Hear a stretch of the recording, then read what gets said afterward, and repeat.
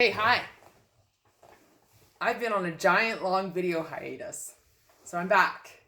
And okay, wait. Hold up. Before I go there, as always, I want to acknowledge place before starting any kind of conversation, even though I'm conversating at you and essentially conversating with myself. So I am privileged and honored to live, love, and learn on Treaty 6 territory, amiskwacîwaskahegan, which loosely translates to Beaver Hills House, now known as Edmonton, Alberta. This land is the original land of rich, diverse peoples who have been nurturing this place for thousands of years, long before many of my ancestors ever arrived here. And I feel super grateful and gracious to the Indigenous peoples of this place. And I want to honor them and say thank you. I am a descendant of settlers. My bloodlines are Irish, Polish, British, and French, with a suspected Métis thread that is as of yet undiscovered.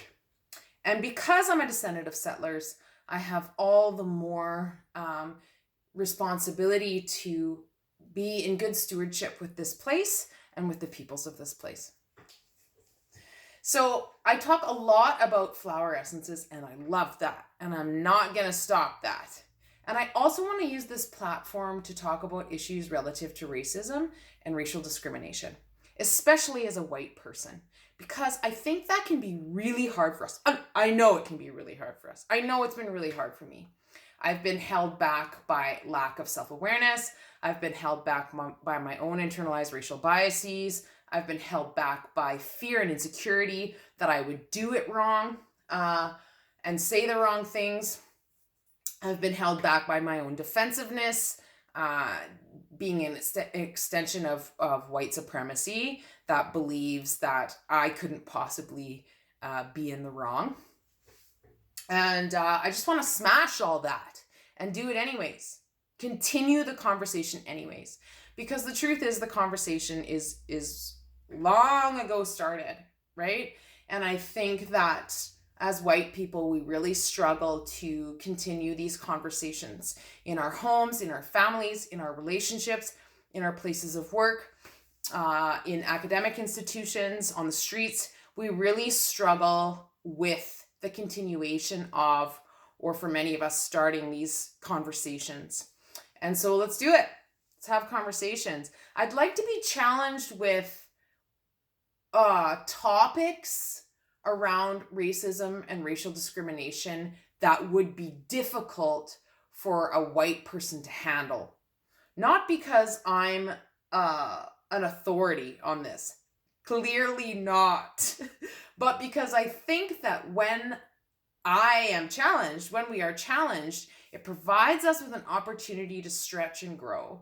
So I want to touch on topics that make white people cringy and uneasy, and see what I can touch on with relation to those topics. And if you're watching this and you want to jam with me on these topics, that would be awesome. Or if you have any suggested topics, I would like to tackle them. So, what else? I mean, I would go into where did I start? Like, where did I start the conversation? But I think that that's a pretty bulky address. That's a pretty bulky video that deserves its own time. So maybe that'll be my next video. I will share where this exploration around my own internalized and inherited racial biases were first noted by me, and how I navigated that, and what I've done to continue moving with unfurling my own colonization and white supremacy. It's a forever thing. I'm not done, just to be clear. So that will be the next video. Maybe.